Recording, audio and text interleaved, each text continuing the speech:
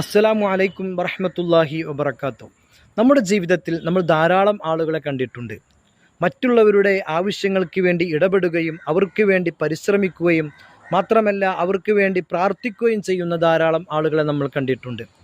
എന്നാൽ സ്വന്തം കാര്യം മാത്രം നോക്കി നടക്കുന്നവർ, സ്വന്തത്തിന് വേണ്ടി മാത്രം പ്രാർത്ഥിക്കുന്ന ആളുകൾ, ഇവിടെയാണ് നാം ശ്രദ്ധിക്കേണ്ടത്. ഹബീബായ മുത്തുനബി സല്ലല്ലാഹു അലൈഹി വസല്ലം തങ്ങൾ നമ്മെ പഠിപ്പിച്ച ഒരു കാര്യം, ലോകത്തുള്ള വിശ്വാസിനികൾക്ക് വേണ്ടി നമ്മൾ പ്രാർത്ഥിച്ചു കഴിഞ്ഞാൽ അവരുടെ എണ്ണമനുസരിച്ചുകൊണ്ട് നമുക്ക് പ്രതിഫലം ലഭിക്കുന്നതാണ്.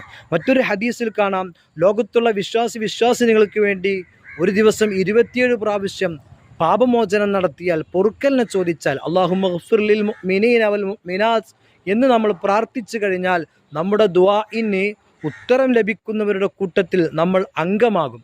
അതുകൊണ്ട് ഇന്നു മുതൽ 27 പ്രാവശ്യമെങ്കിലും അല്ലാഹുമ്മ ഗ്ഫിർ ലിൽ മുഅ്മിനീന വൽ മുഅ്മിനാത്ത്, ലോകത്തുള്ള എല്ലാ മുസ്ലിങ്ങൾക്ക് വേണ്ടി നമ്മൾ ദുആ ചെയ്യണം. അല്ലാഹു അതിന് തൗഫീക്ക് നൽകുമാറാകട്ടെ. അസ്സലാമു അലൈക്കും വറഹ്മത്തുള്ളാഹി.